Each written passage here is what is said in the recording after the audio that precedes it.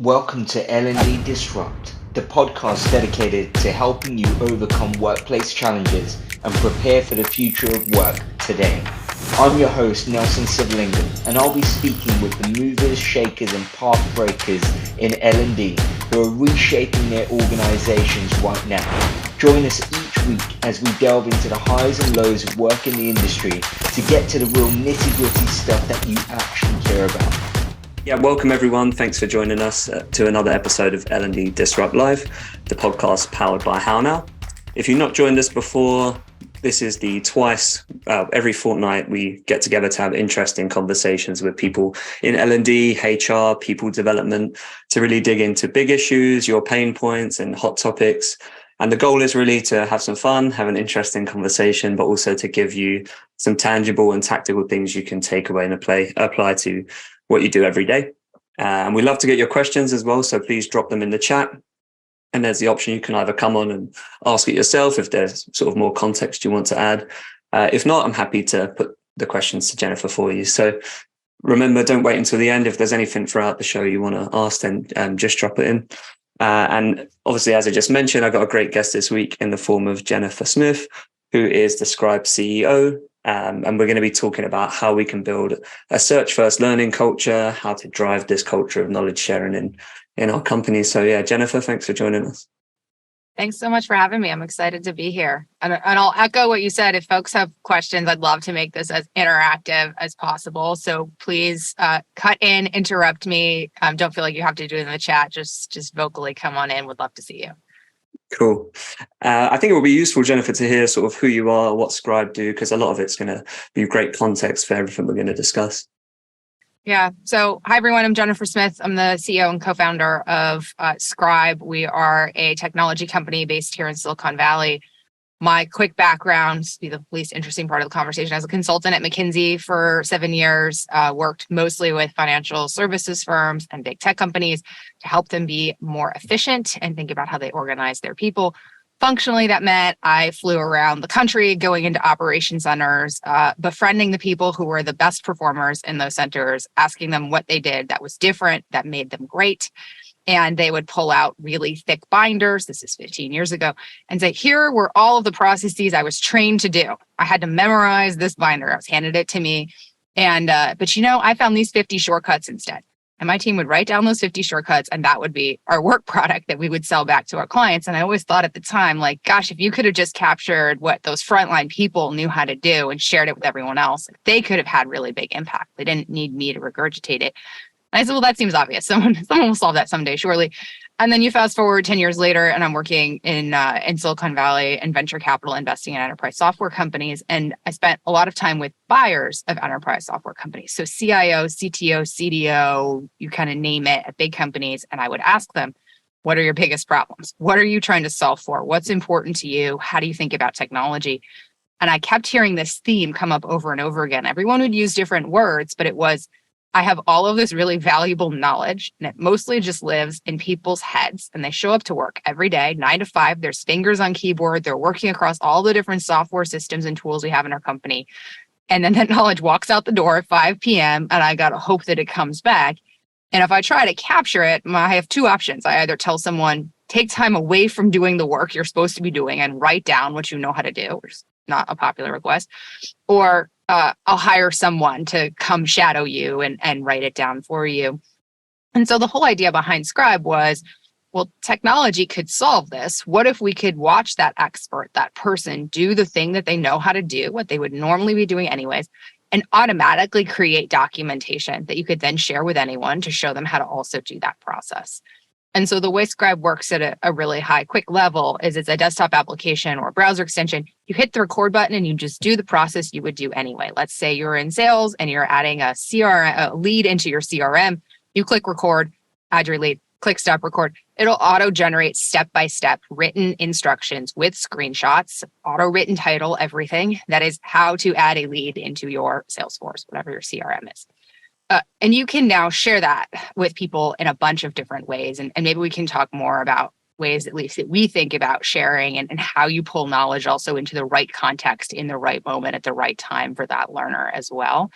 But the whole idea is really bringing more of this into the flow of work rather than having knowledge be a separate exercise that we often hear people say they do between the hours of 7 and 9 p.m. Sort of after their day job. How do you make it just sort of an automatic output, an automatic way of the way that you're working during your 9 to 5? Awesome. Yeah, I would encourage people, if they're interested, to go check out some of the examples and walkthroughs of how it works on the Scribe website, because it's very interesting.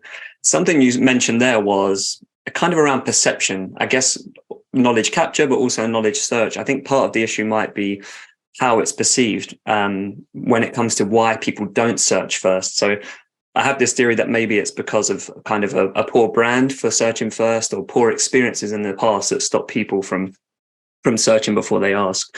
So I guess, I mean, the data kind of backs this up as well. There was this stat that more than half of employees named finding and sharing organizational knowledge a challenge.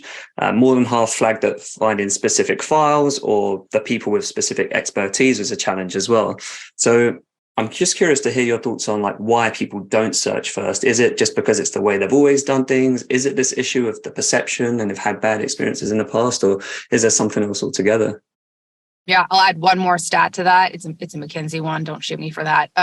McKinsey estimates that the average knowledge worker spends 20% of their time, 1 day a week, just looking for the info they need to do their jobs, or explaining to other people, answering questions on the other side for when people have issues. Look, humans become trained pretty quickly. We are constantly searching for the path of least resistance. It's evolutionary, and that's actually like quite an efficient way to live, right? What that means when you're in an organization at work, for example, and you have a question on how to do something and you search and you don't find your answer, you say, I'm not doing that again. That place doesn't have what I need.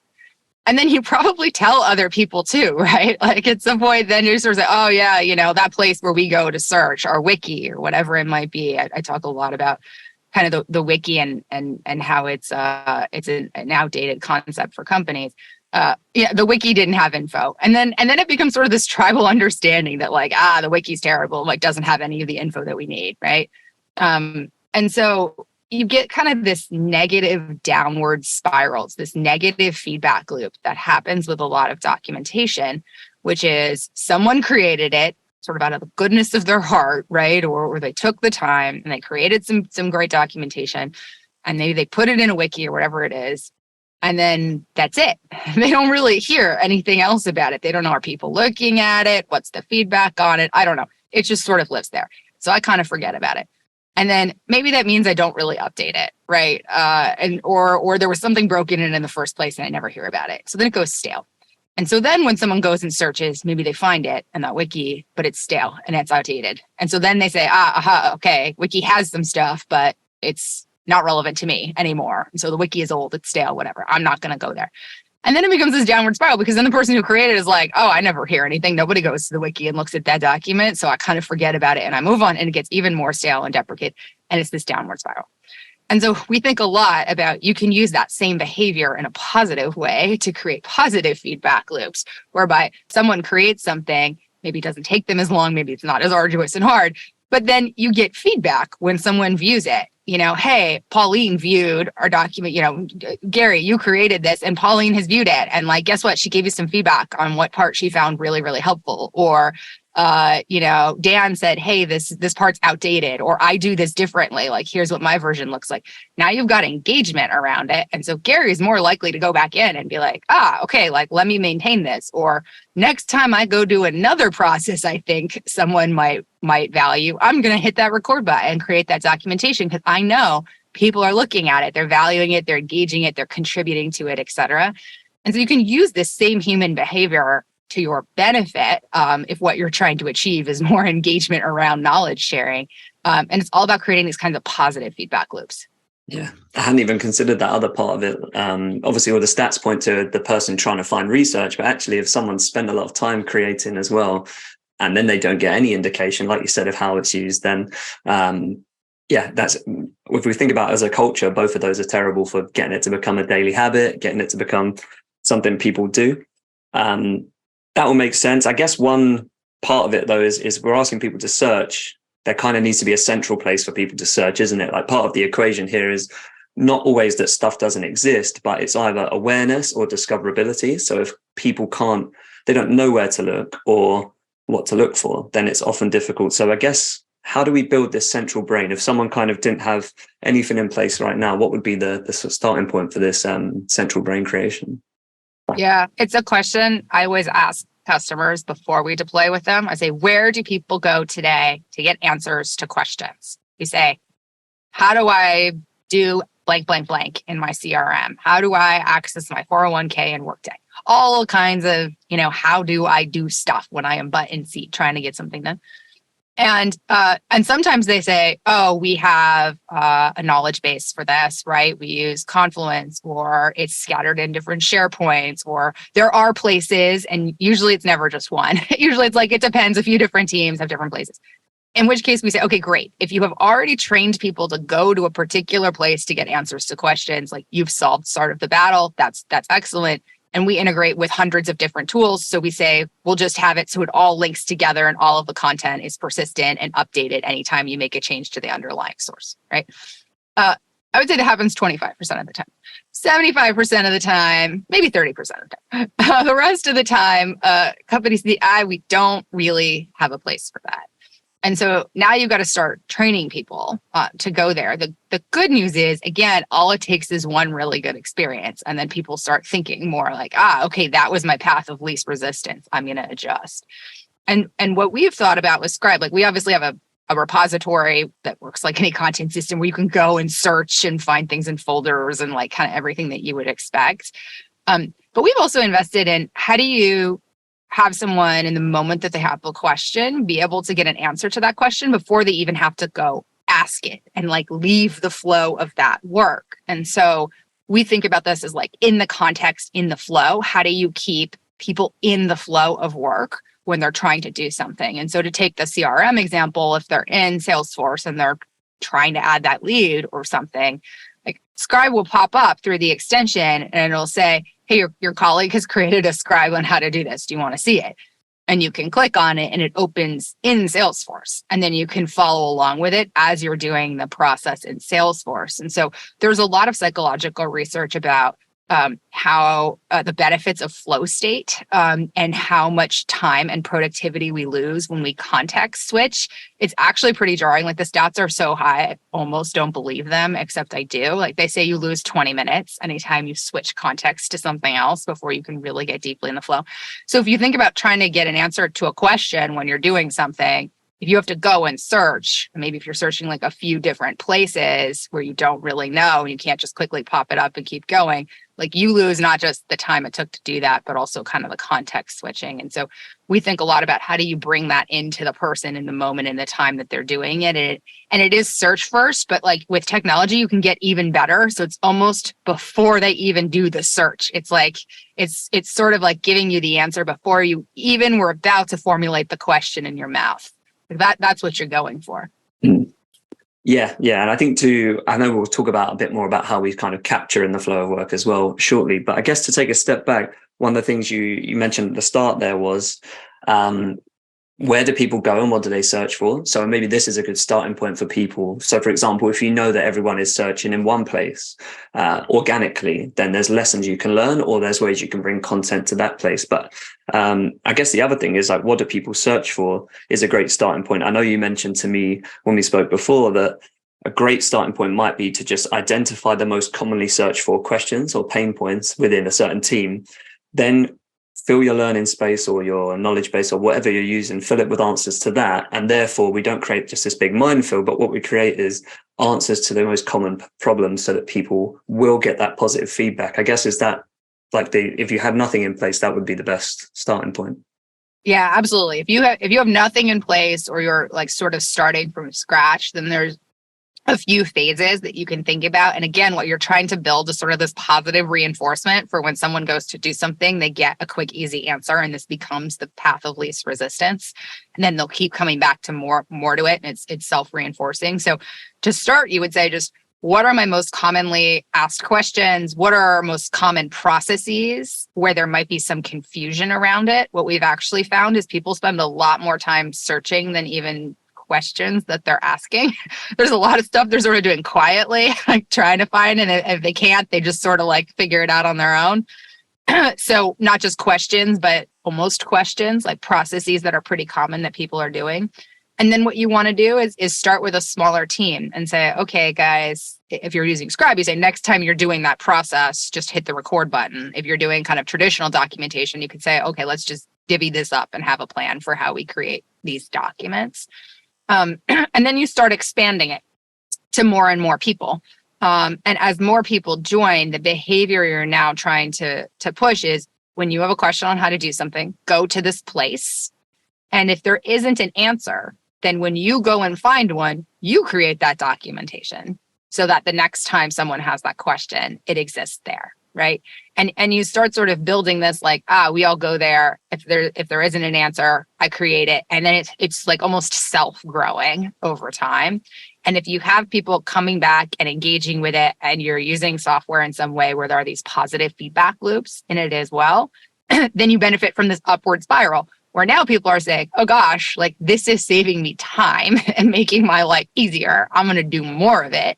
And then they say, oh, I'm being recognized for the contributions that I've made. People are appreciating it. It's really helped them out. So I'm going to do more of it.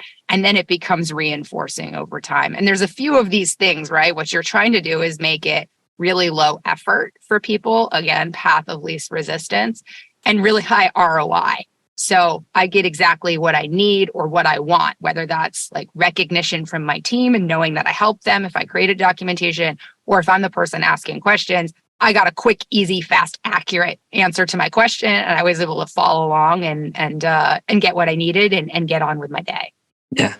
I think a big part of that is what you mentioned around enabling people to capture knowledge. So a good, you can start it off creating the first few resources, but it's unlikely that if you're a small L&D team or like a one person like management team, you're going to be able to scale it. So I guess like the role of management here is to a few things, or if you're an L&D team or a manager, it would be, how do you kind of set the right expectations and guidance for people to capture knowledge so that it's usable? Because I know part of this is we want to capture knowledge in the flow of work, but we also want to make sure it's then usable again in the flow of work. So if it's, like a step-by-step guide, it needs to be easy to follow. So how can managers like enable teams to do this independently? Yeah. So it's really interesting for us to see, because we'll often get brought in by an L&D team or an IT team. And what they're doing is they usually have some kind of documentation need themselves. Like our team is creating documentation. And then what starts to be really interesting, and maybe this is a bit more unique to Scribe, is just you only ever create documentation to share it with other people, right? And so what starts to happen is IT will maybe be creating it for themselves, but they're sharing it with people in other departments. And then all of a sudden those people receive like a beautiful step-by-step document that is really easy to follow. And then they go like, hey, where'd this come from? Like, how did you create this? This is really nice. Thanks, guys. We really appreciate it. And then they're like, oh, there's like actually the software that can help you do it. And then that team will say, oh, we've got some documentation needs coming up. Let's start using it. And then they start building it out as well. So we see a bit more of this like organic, almost pull from people, where as soon as they realize there's a much easier way, particularly on the creation side, I don't have to speak to this group, like you talk to anyone who's created step-by-step documentation, who's been copy pasting screenshots in and diligently trying to write stuff out. And it takes a lot of time and it can be quite tedious, especially when you're talking about creating any sort of volume. And so if you go to those people and you say, hey, I have something that will be way, way faster and easier, and it'll actually look really nice and pretty on the other side, that's a very easy sell. And then it starts to kind of grow from there. So again, a lot of this ends up being sort of the behavior that you're kind of trying to see, encourage. And as a manager or a leader, what you can do is start to plant those seeds. So you can start creating some of that yourself and sort of lead by example. Like, here's what we're looking for. And then make sure you're doing something that's really valuable for people, right? Because then they're going to see it and say, ooh, that was really valuable. Like, I wonder if this would be valuable for my team too. And then you can jump in and be like, well, actually, it really is. Like, let me tell you what this would look like for you guys. And I can do a quick enablement session and get you up and running. And here are best practices for how you get started and all of that kind of thing. But you're almost like incepting it, where people see it and say like, oh, I want that. You ideally want to be creating that pull. Yeah, exactly. I think something you mentioned there is kind of best practice. So if people were just, if they just wanted to improve what they're doing today, maybe what they could do is find the people that are already creating good content, or they could just create some good content and then use it as an example to say, these are the guidelines. This is what good looks like. Try and replicate this as well. And I guess it is that kind of, we don't want it to take people a lot of time either. So it has to be a balance between guidelines and sort of like very strict, has to be like this, we have to approve everything, because I guess that's the other thing you want to avoid, is just ending up having to approve everything. So I guess part of it is to accept that you'll never get perfect every time, maybe as well. When you're allowing people to create, you'll get things that people can use and apply, but you might not. You might need to just be a bit looser with with sort of like standards for everything. Maybe is that part of it, or your personal standards, if you get what I'm kind of getting at? Yeah, it could be. It depends how you're creating documentation. I mean, again, I'm a technologist, so this is where I look at it and say, like, technology can solve this problem, right? So one of the things that we hear from users often that was a benefit I was kind of surprised by is people are like, oh, now my documentation's all consistent. They're like, it's all fully complete because technology doesn't lie. It literally will say, I saw you do this process and I know what all of the steps are and I've got all of it. There's no assumed knowledge in there. We've all followed a step-by-step guide that it's for a 15-step process and 7 of the steps are written down because the person who wrote it was the expert and didn't realize there's like a whole bunch of stuff they just assumed was obvious. And it's in a consistent format. It looks the same every time. You can control what that looks like. And so it's kind of standardized. So if that's something that's really important, then I would say like look for ways to lean on technology to do that rather than trying to force everyone to follow the exact same kind of standards and guidelines, because what you don't want to have happen is have that become so onerous that like people don't even bother. What you're doing there is you're increasing the cost, right? And what we want to be doing is driving down the cost. So you're increasing the cost, and I would do it only in the instances where it increases the value, where it means like, okay, now this documentation is actually usable and valuable to the people who are viewing it. And so we're going to put in the standards for that. So I would literally think about that equation of like value divided by cost. And when you're putting in things like standards, be like, is this increasing the numerator or the denominator more? Yeah, I love that. I think that's a great like sense check of whether it's worth creating a piece of content, because you don't want to swap one negative feedback loop for another one. Like people were creating content that wasn't being viewed before, they couldn't find it. And then we're kind of shoveling people into this position where it's like they're spending too much time creating content, and therefore it's another sort of negative piece of feedback, I guess.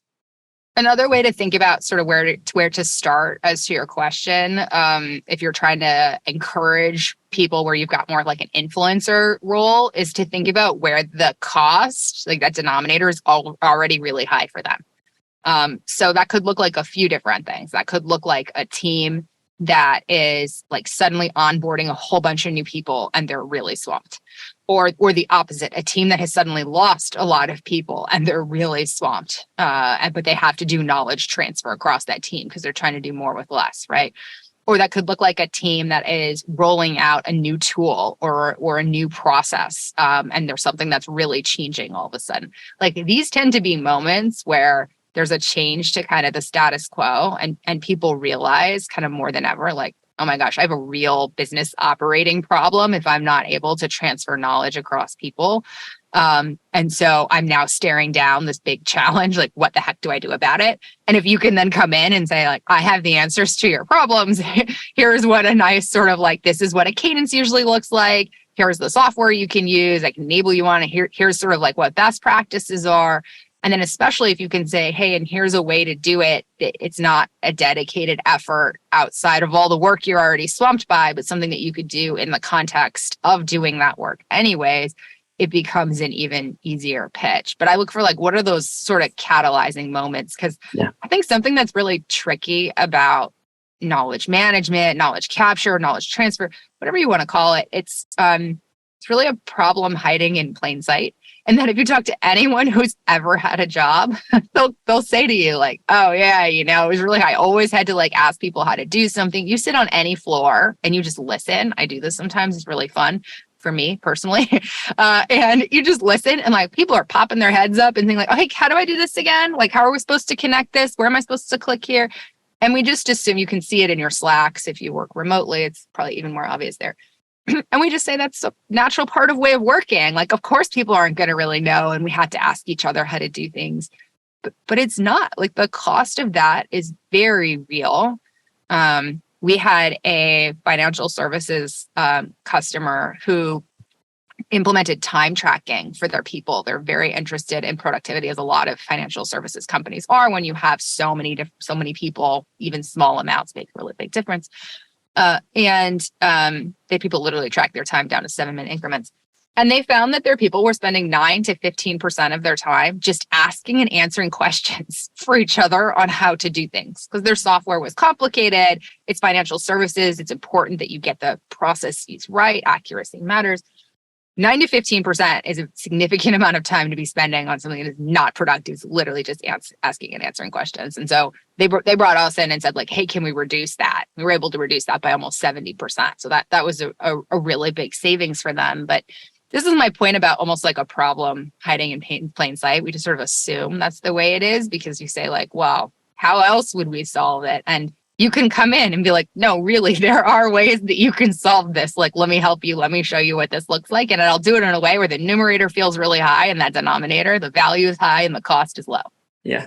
No, I think that's a great point. I think focusing on these pain points, business needs, repeat questions is a great way to not only add value, but also to get people to buy in. Like when we talk about culture, we want people to change the way they behave, have to give them a compelling reason to buy in. And I think what you just said there is the perfect one. If I say to you, do you want to create 10 resources for our knowledge base? Or do I say to you, do you want to not have to answer these questions ever again and buy back 9% of the time you spend answering repeat questions? So I think having that mindset shift that you just mentioned there will really allow people to communicate better, to get people to buy in, I guess.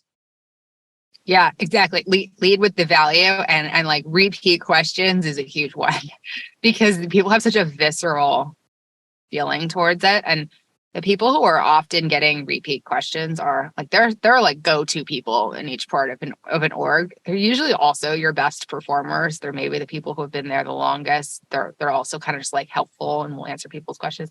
Those people get slammed. I'll tell you, I spent a lot of time talking to those people and they will say like, oh my gosh, I get so many repeat questions all the time. And it's because the way we do knowledge transfer predominantly right now is one-to-one. It's not scalable. We don't make it into scalable media. It's most of the knowledge transfer that's happening in your company right now is happening one-to-one through shoulder tapping, Slack messages, emails, phone calls, however people communicate. And that knowledge is lost immediately after that communication ends. And so we think a lot as we build software about like, how do you make communication that then becomes searchable, archivable, and is now scalable media that can be used over and over again? What are some of the ways you often see that? I mean, one thing we have internally is we integrate How Now with Slack, and it means if where I spend most of my day is Slack. If someone sends me an answer to a question and I don't want to have to ask them again, like you said, I can save it and then make it available to everyone. But are there any sort of other ways we can kind of turn this one-to-one into one-to-many in like a scalable way? Yeah, I mean, that's great. The behavior you're trying to build is anytime someone asks you a question or you ask someone a question, like create documentation around it. So that now next time someone else has that question, sort of worst case scenario, they still come to you and you can be like, guys, there's documentation on it. Here you go. Like you can send them a link or you can copy, what you already have saved in Slack. Best case scenario, you can then start to train them and be like, well, and this was living in this place that you can go find it. And so next time you have this question, like you can just go find it there directly. Right. And then you start to redirect. And then eventually you not only have scalable answers to those repeat questions, you're like avoiding those repeat questions and you're not even seeing them over time. Again, people will follow the path of least resistance. So if you send them a link and you're like, next time you can find this yourself without having to wait for me to respond to you, they'll go do that. Yeah. And that links nicely to something I wanted to ask you about, which was how we can do it in like a way that fits our culture or fits our brand. Now, often like Slack can come across quite passive aggressive. If I'm saying to people, have you checked here? Like, have you not searched in this? Like the wording can make it sound very passive aggressive, especially if you're already passive aggressive like I am. So what are some of the ways we can, I know when we spoke before with your colleague, Meg, you had this really cool kind of internal on-brand way to maybe like troll people a little bit and like nudge them to do it rather than flat out just calling them out. But yeah, tell us a bit more about that. Yeah, we use Slack very heavily in our company. I have very mixed feelings about Slack, but that's a topic for a different time. We had a bot trigger at one point a few months ago. Someone wrote, I forget what it was. I think it was sort of like, how do I park downstairs or something? And like the bot triggered and was like, looks like you're asking a question on how to do something. Like, did you know there's something called Scribe that can answer these questions for you? Like, go find the Scribe for it. And if it doesn't exist, create it for you. And it was because the question had been asked about a non-digital process, obviously, and Scribe only handles digital processes. And everyone was like, where did this come from? Like, what the heck is this? And one of our product marketers was like, oh, I created this bot like a year ago to trigger and basically troll anyone who asked a question on how to do something, because that's the whole point of what our software does. And, people shouldn't be asking that question. And it took a whole year to trigger because no one asks those questions in Slack, because we all know, obviously being at Scribe, to go find answers to our questions in Scribe. And if the Scribe doesn't exist, we just quickly create it once we figure out the answer. And it's, again, kind of those growing, self-growing repository. But I just thought that was a really funny example. Again, that's very on brand for us. I do not recommend that other people, build in a passive aggressive troll Slack bot. But there are small things like that I think that you can kind of think about, like what's the right thing for your org and the way of doing it. And again, you maybe don't even have to be kind of funny about it. It's if people see, oh, hey, and by the way, here's the link. And by the way, like this lives here and we're constantly like adding more to it. If you see anything that's missing, feel free to add it yourself, right? There are ways to sort of frame it that don't feel like, hey, you could have Googled this and found it yourself, but feel like, hey, there's this new way and hopefully you find it to be helpful. Yeah. No, it makes complete sense. Yeah, I think it is about finding that on-brand way. Like maybe if you're a company that uses a lot of leaderboards already for like your sales team, maybe you can create a leaderboard for the people who've searched the most in your knowledge base, or the people who've contributed the most in the knowledge base. And I guess that brings us to a sort of open question. We've had customers who do that, right? So they'll create sort of leaderboards, and they'll do kind of like, they'll send out company-wide communications, emails, whatever. And then as part of it, they'll say like, oh, hey, I see it in the context of Scribe. Like we started using Scribe. Like here are highlights of like some of the successes we've seen so far. Maybe some quotes from people on like how it's really helped them or whatever. And then they'll do very light gamification. Like, and here are our top creators. Like they've created this many, and it's been viewed by this many people who have found it to be really helpful. And like we estimate it saved them this amount of time. Right. We build some of that stuff in the product too. But any kind of those lightweight things you can do to recognize people can make a really big difference. Yeah. And I think it comes back to the thing we mentioned at the very start. We're asking people to create content. And if no one looks at it and there's no recognition, they'll be less likely to do it in the future. But this is a great way to kind of reward people for creating and consuming. And it straddles the line quite nicely. Generally speaking, I mean, do you think that incentivizing people to knowledge share kind of works as an idea?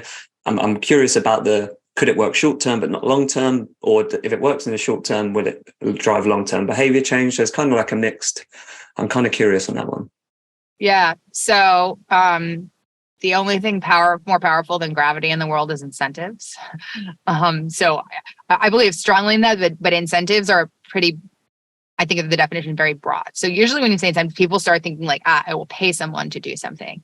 And in my mind, that's almost like the last resort, because as soon as you're paying someone to do something, you're sort of devaluing all of the other reasons that people could do something. And I would argue like those are actually stronger because most of them tie more intrinsically.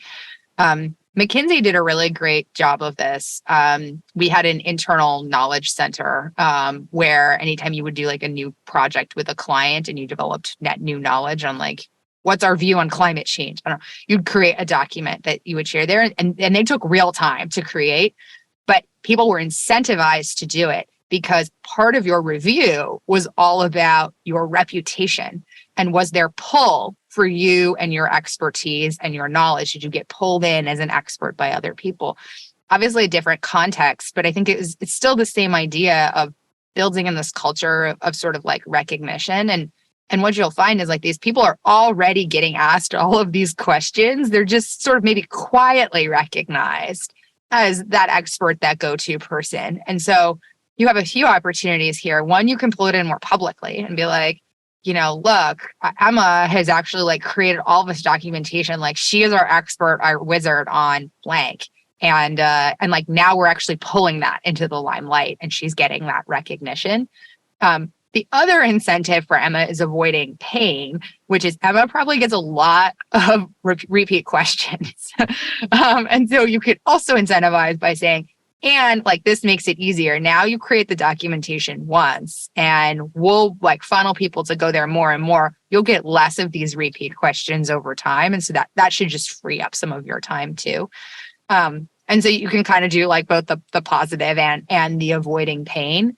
I think the strongest ones are just the social recognition around it. And what's been really cool for me and seeing Scribe is like seeing how our users will get more recognition from their team. I was on a call with a group of users a week ago, and we had some senior people. It was like 5 people joined from the company, and 4 of them were like pretty senior, and one of them was, I think, a couple years into her tenure at the company. She was the one who had brought Scribe in, and she was clearly quieter. I think sort of less certain, obviously, more junior. And like the 4 people on the call, they were all men. She was one, and they were like, "Oh, we really want to highlight her for like what she has done. She's been our power user. She's created all of this documentation. It's been so helpful for our company." And like you could see that she was like suddenly getting a whole bunch of attention and recognition that she might not have otherwise. And like I live for those kinds of moments for my course of work and what I do. But that's a really powerful incentive for behavior change too, because now if more people see that, they say, "Oh, okay, this is the place that values and recognizes people who make these kinds of contributions." And guess what? They're doing it anyways. They're just doing it quietly, privately in this weird gray market of information that exists in every company. So if you can bring it out and put it in a way that like takes less time for people, is higher quality, standardized, consistent, available to everyone, and scalable, that's a win for everyone. And people will see that. It's just all about how you frame it. So it becomes that sort of like obvious win-win where it's high value for them and low cost for them to implement. Yeah. And I think the big point you made there as well is it has to be sustainable. So only incentivize when it's going to lead to that sustainable behavior change, other than, like you say, devaluing it. So I love that idea. I wanted to get to a couple of questions from the chat. So if we start with this one from Emma, it's about getting around the problem of I don't know what I don't know. So when people are new to an organization, particularly, they might use different language and terminology and therefore have difficulty searching for the right thing to find the right resource. Yeah. That's very real. And that's where you will see either those people will sit by themselves and churn their wheels for a long time trying to figure it out or avoid it entirely, or they'll go and shoulder tap, right? And try to get the info from someone. This is where, again, I think this sort of like in the context, in the flow of work becomes really important. And at least through the lens for me here is like, I think about for product development for us, what we're solving for. But the experience that we imagine and have built for is someone opens up Workday and they're like, I know I roughly need to do something in onboarding. Like, I'm not sure. I'm that new employee. Like, what exactly am I supposed to do? And so there's a couple ways that you could do that. One is sort of like a welcome to Workday guide for getting started. Here's everything you need to know that you might not have even known you need to know. We have something called Pages. You can pull it all together and you can embed. Here are the 30 scribes. Like some of them you think you probably will need now. Some of them just reference for later so you know.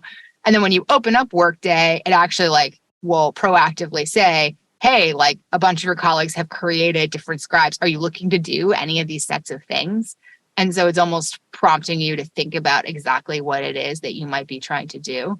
Because because to your point, that's a great question. Like sometimes people just like, I know I need to solve a problem, but I don't even know exactly how to do it or where to look. And so the clearer you can be around pushing that to them in the time, in the moment, in the place where they don't even have to formulate the exact question, the easier it makes it for them. Yeah, no, I agree. What's been really interesting to me though is the ratio of how many scribes are consumed by people who've been doing their jobs for long periods of time. So I thought it would be mostly people who are new or new to that process. Something has changed. What's interesting is I talked to a lot of users who are like, I've been doing this job for 10 years. I know exactly what I'm doing. But you know what? I do this process once a quarter or once a month. And it's kind of complicated and the software is a little hard. And before I'd sort of just muddle through it, I'd figure out it'd be fine. But now that there's a scribe for it or documentation, whatever you call your guides, I just pull it up and I follow along. And you know what? I get through it faster, quicker, easier. It's less stressful for me. And I'm able to kind of just move on and know that I did it right the first time. And so you actually find like, if you think about like an iceberg of the problems like related to not having documentation or like just like having insufficient knowledge transfer, like we only see the top part of it, which is like where the problem is so bad, someone is willing to overcome the social barrier to like send someone a Slack or tap on their shoulder. But there's like a whole hidden mass below of people who are sort of like kind of uncertain, but kind of figure it out, or they maybe ignore it for a while or whatever. And that's actually the vast majority of the knowledge transfer needs that are not being filled. There's two things I really wanted to dive into there. One is you mentioned the context or the challenge or the outcome. And I think that kind of comes back to when you're naming and creating content. I think it's something people overlook a lot of the time. But to apply like kind of a copywriting principle to it, it would be to use the language of your audience when you name something. Like, if you're creating content you want to rank in Google search results, then you will do some keyword research to understand how many people search for that, what's the most commonly used term, and you can kind of repeat the process internally. You can ask people when they join, you can ask people who've been there for a long time, when you encounter this problem, how do you phrase it? Like, how do you frame it? Or you can even like include what the challenge is in the title, like adding a new person to the system, right? Or if the system is called HubSpot or whatever it is, if it's in the title, people might search for it. Or the outcome, it's like, how do I close a deal? Like, what are people trying to do? Or where are they trying to get to? If you consider that when you name it, you want to try and make your content as discoverable as possible. And then the other one was... We use AI to auto-generate names. You could add your own, obviously.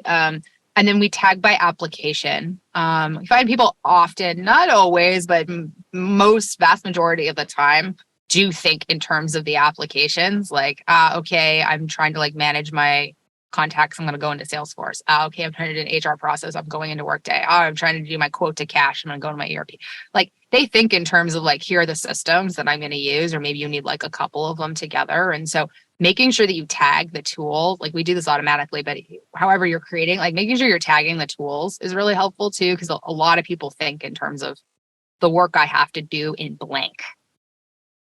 Yeah, no, exactly. Thinking like your audience will be massively important on that front. And I'm so surprised actually by that thing you said about people who use a lot of the scribes and the knowledge and resources are people who've been there a long time. But actually, I think that maybe that's a benefit of a search first culture, because if I've been at How Now for almost 3 years and there's something I feel like I should know, there might be some sort of like nagging embarrassment of like, I don't want to have to ask how to do this again because I've been here for 3 years now. But to be able to search is a far less ego damaging or putting yourself out there kind of way, isn't it? Yeah. And then you start to kind of leave fun stuff for people. So again, our team, like very advanced users, just by base of what we do and what we build. But we almost like leave Easter eggs for each other, which is really fun. So like, we had like an example in Google Calendar. I don't know. We've all used Google Calendar for a really long time.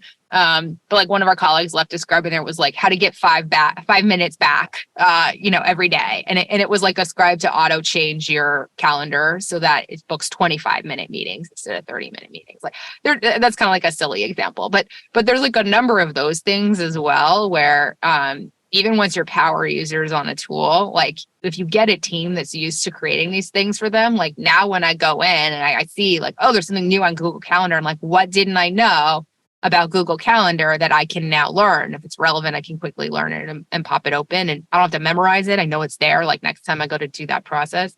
Again, Google Calendar is a really simple one, but I pick it because it's one that we probably all would say like, oh yeah, of course I know how to do it, but there's always stuff that's next level. And so you can almost build in this discoverability piece too, is my point, where you can say like, oh, I'm an expert on a tool, but there's always something more that I could learn from a colleague. And it's not the kind of thing that I would tap someone's shoulder on, right? But like, gosh, if there were an easy way for them to suddenly share that with everyone and for everyone to be like, oh, that's kind of cool. I didn't know I could do it that way. Like that makes my life a little bit easier. No, exactly. There's like a friction versus reward thing. Like if it's only small, am I going to ask someone and then wait for them to respond and know I'm taking time out of their day? But if it's like just a Google-esque frictionless experience, then there's no harm in me searching. Or I didn't even know to ask the question. Like I wasn't trying to get better at Google Calendars, but like turns out I could be better at Google Calendars. And if someone had a way to push that to me, that was like non-intrusive where I could quickly discover it, like that becomes fun. And now I'm more likely to be like, next time I find something cool, I'm going to create something for it so everyone else can see it so that I can be that cool person who just helped everyone. Nice. I've got another question from Emmy. Emmy, did you want to ask it or did you want me to put it to Jennifer for you? Yeah, I can ask. Thank you. Yeah, it's been very helpful so far. And the thing that really got my attention was all about that very first experience when looking for something. So at the moment in my organization, we have a knowledge base, which obviously wasn't really working in the beginning, but now we are looking to optimize it. So there have been some bad first experiences first. So I was wondering, how can we correct those? Yeah. I mean, it's a great question. I think the good news is like humans are very adaptable, right? Again, we're just kind of constantly going through the world trying to find like the path of least resistance to achieve our goals. And so I think what you need is just that tip. You need to tip, and then you need like that positive spiral again. So I would look at what were the problems that people were having, the reasons that it wasn't optimal, and then obviously I would work to fix those things. And then assuming once they're fixed, then what you got to do is actually just get some people to use it so that they realize that those things are fixed. And so it's probably more of a communications thing for you, right? And it maybe could be as simple as like, we've completely redone this. We heard your feedback. Here are the things that have changed. Like, come check it out. It's just a radically new, different experience. And maybe seeding it with the people who are going to have the biggest pain first, who could get the most value from it. Because what you'd love to have is sort of like word of mouth, where like there's some people who are like, oh man, this really helped me out in a pinch. Like our team was onboarding a whole bunch of new people, or like we had just gone through a massive layoff, or whatever it is that kind of like made their life harder. And like, wow, this resource was really helpful to us and we were able to use it. And then ideally they start using it and they send it to other people, and then it kind of grows within the org, and they're almost like your evangelizers. So I would fix the problems and then find potential evangelizers, get them to start using it, and then you sort of do like a comms plan around it to support it. Yeah. Perfect. Thanks a lot. Sometimes it's best to win over your biggest skeptics, because your biggest skeptics become your even bigger advocates than the sort of natural advocates. So yeah, I agree with that one. Coming up to the last 10 minutes, it's gone really quickly. So if anyone does have any sort of topics they want us to discuss or questions, feel free to drop them in the chat. One thing I wanted to ask about, Jennifer, is kind of best practices for creating the content that can be used in the flow of work. So are there any sort of common tips or common themes that you see that help us create content that people can search and then use independently? Yeah. So there are different kinds of knowledge, right? And like I'm very focused on procedural knowledge. I think it's the most overlooked part of knowledge when companies kind of think about their suite. Like my bet is, everyone here has like really great content for your first like 2 weeks at work. Like, here's our company, here's what we do, here are overviews of our product. You're a salesperson. Here's how to like run a great demo and customer call and show empathy and like, all those kinds of things. That's great and wonderful. Where most companies have a really big gap is then someone's butt in seat and they have their laptop and they open it up and they're like, okay, what do I actually do? And maybe it's their first day, maybe it's their first week, maybe it's their first year, maybe it's their 10th year, we've all experienced this where you're like, oh, how do I do this thing again? And so for that, you want something that's really tactical, practical, simple, foolproof. And for doing procedural stuff, doing processes, like a step-by-step guide with screenshots. I mean, I'm biased, but there's also a reason I built the product this way, is because like you look at the psychological research, and that's how humans process things best, is being able to sort of follow along. If you watch anyone who's following along with a video, for example, they're like pausing, rewinding, fast forwarding, like trying to get through it. I talk to a lot of people who say like, oh, I did the most common thing. I called a coworker to show me how to do something. And we did a 20-minute Zoom. The first 10 minutes were us chatting about our kids or whatever, right? And then the last 10 minutes, they shared their screen and they walked me through it. And I took down some notes, but I didn't catch all of it. And then I like went to do it myself and I got stuck at step 6, but I was too embarrassed to like text them back and ask them for more help. And then it was like kind of just like a frustrating experience. And so what you want is something that is really clear, unambiguous, foolproof. A 10-year-old could follow it and know what they need to do. And something that is complete and has all of the steps that are required. Like I mentioned before, one of the problems with documentation, maybe we've all experienced this when you go into a help center, is they'll have really vague sort of like, click the settings icon, then click the new user icon. And then it skips a few things and then it says, and then click finalize. And you're like, wait a minute, I can't find these on the screen. Maybe the UI has changed. There's some assumed knowledge in there. Well, you want it something that's literally do this, then this, then this, then this, then this. And it's just all of the steps.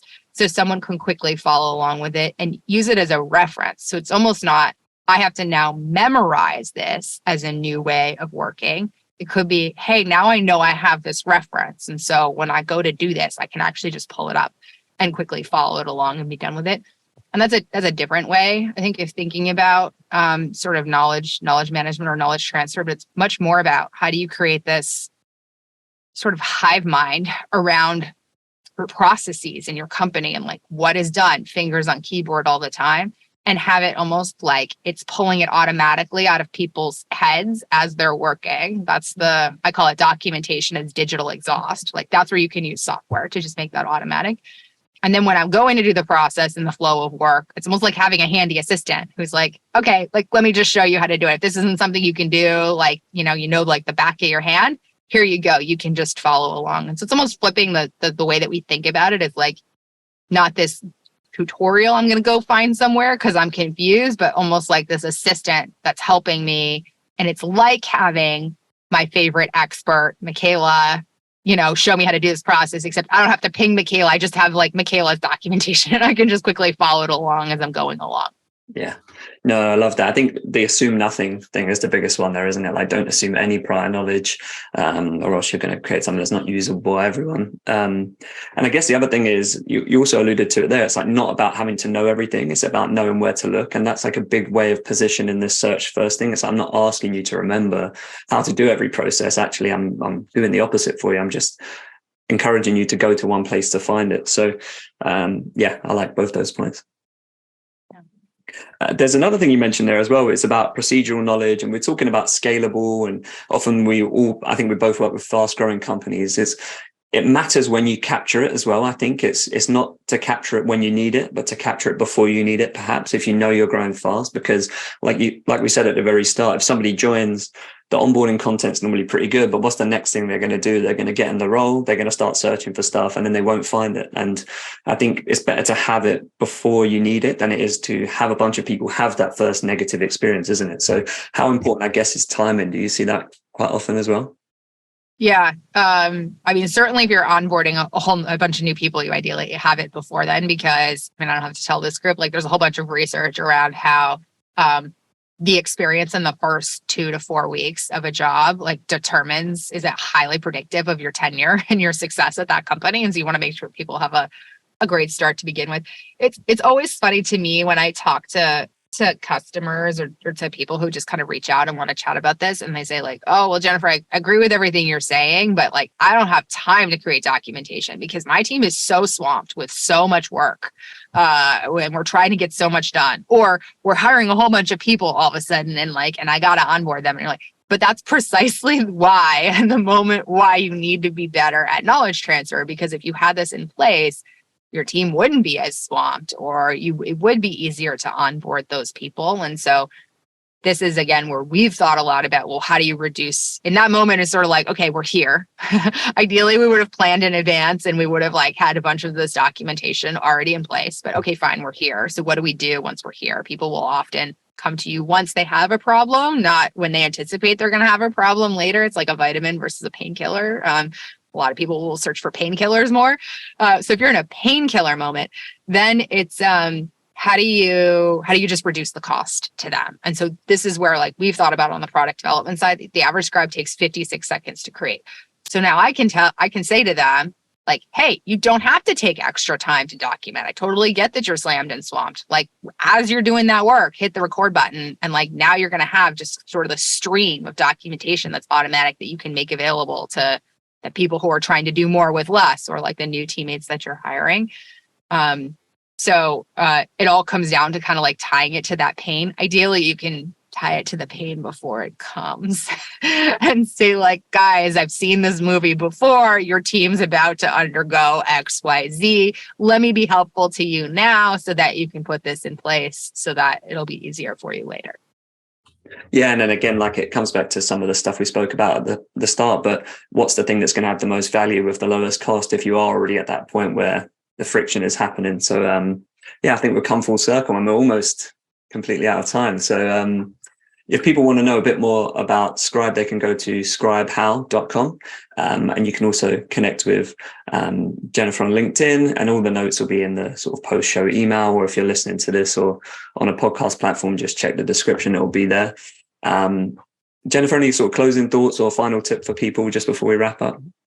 Yeah, I mean, this is a topic I'm obviously really passionate about, and assume you all are too, for having given up for what is many of you an hour in your evenings in particular. So feel free to just drop me a note. I'm on LinkedIn. And always love to continue the conversation and hear what folks have to say. Cool. Brilliant. And then if you're interested about future episodes of the show, you can just go to lu.ma/hownow.